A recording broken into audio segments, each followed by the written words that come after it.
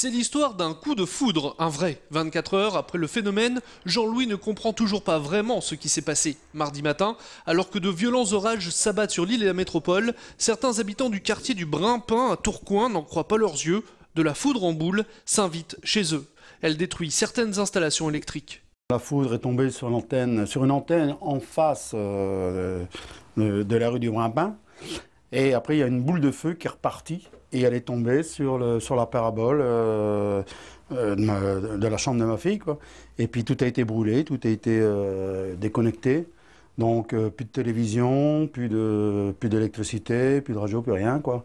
Quand on voit le câble sectionné complètement, on se demande vraiment, je suis passé par une belle porte. À quelques mètres de chez Jean-Louis, chez Virginie, même constat. D'abord une détonation, puis une grande lumière et finalement plus d'ordinateur, plus de plafonnier et plus embêtant, plus de chaudière. À 8 h du matin, hier, je buvais mon café et en fait j'étais assise ici et puis boum, ça a pété quoi et puis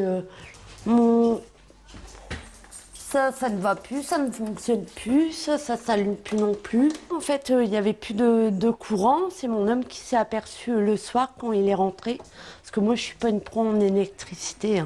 Personne ne connaît l'origine de ce phénomène météo très rare, celui d'un éclair qui, d'après les témoins, rebondit de mur en toiture avant de pénétrer dans les maisons, puis de disparaître. Les riverains du quartier du Brimpin ont contacté leurs assureurs. Il faudra leur expliquer tout ça. Il y aura alors encore sans doute de l'électricité dans l'air. Ça y est, il est là, le PV électronique, plus rapide que l'éclair, plus pratique pour les forces de l'ordre. Il s'agit d'un petit boîtier électronique dans lequel policiers et gendarmes vont consigner les informations concernant les contrevenants. Toutes les amendes de la première à la 4e classe sont concernées, c'est-à-dire les PV liés au code de la route et au stationnement. C'est tout simple, vous avez 3 catégories maintenant d'infractions qui caractérisent la majeure partie des infractions. Le stationnement, la vitesse et les autres infractions. Ensuite, vous avez juste des cases à cocher, des champs à remplir, comme sur les PC. Là, on est dans le 59. Il est toujours possible de se tromper. Par exemple, si je rentre la mauvaise voie, la mauvaise rue, l'appareil ne va pas me dire non, vous n'êtes pas situé à cet endroit. Ça, c'est clair. Mais de toute façon, derrière, vous avez toujours une possibilité on appelle ça de faire des demandes de saisine directe. C'est-à-dire que si le fonctionnaire constate qu'il a fait une erreur, il peut toujours le signaler. Si vous êtes verbalisé avec cette boîte à prunes nouvelle génération, vous recevrez un avis chez vous comme pour les radars automatiques. Les modalités de paiement et de contestation de l'amende sont là aussi identiques. À l'aide des formulaires qui accompagnent l'avis de contravention, il pourra faire une requête auprès de l'officier du ministère public, au même titre qu'aujourd'hui, les contrevenants qui sont interceptés par le radar automatisé peuvent faire adresser une requête également à l'officier du ministère public. Dimanche, les Dogs reçoivent l'OM pour la 4e journée de Ligue 1. Un match bien particulier, quelques semaines à peine après la défaite du LOSC face à Marseille dans le Trophée des Champions. Un match spectaculaire qui était encore dans toutes les têtes. L'OM l'avait emporté 4-3. Dimanche, la rencontre aura donc comme un goût de revanche pour les Dogs et les spectateurs ne s'y sont pas trompés puisque le Stadium Nord sera complet.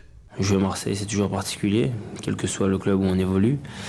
Après, surtout le trophée des champions, c'est sûr que je pense qu'on aura un sentiment de revanche aussi sur cette équipe, mais il va falloir être serein et mettre notre jeu en place pour pouvoir prendre les 3 points. On aura forcément un sentiment revanchard, mais après, il ne faut pas non plus se mettre que ça dans la tête, ça pourrait nous faire déjouer.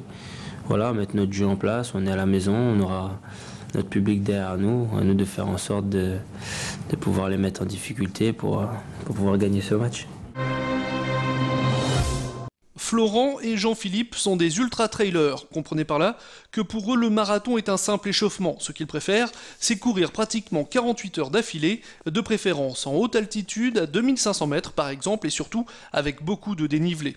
On préfère la nature qu'au macadam, quoi.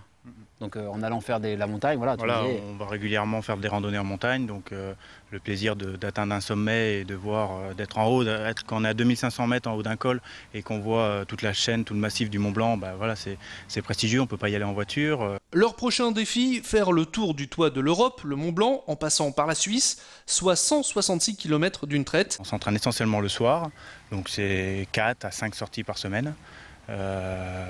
Ici on est dans le nord, donc c'est plutôt plat, donc on essaye d'aller trouver du dénivelé pour faire des montées, etc. C'est pour ça qu'on se trouve ici à la Citadelle où il y a quelques petites montées. Et puis dans le nord il y a les terrils, donc on a 2 terrils fétiches qui sont les terrils de l'Os, où d'ailleurs il y a beaucoup de trailers qui font ce type de course qui s'entraînent là-bas.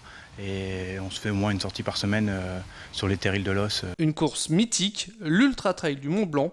Ils seront 2300 au départ ce week-end. La difficulté c'est surtout d'arriver au bout, de pouvoir tenir pendant près de 2 jours et demi sans dormir. On part vendredi vers 18h30 et on doit arriver le dimanche avant 16h30.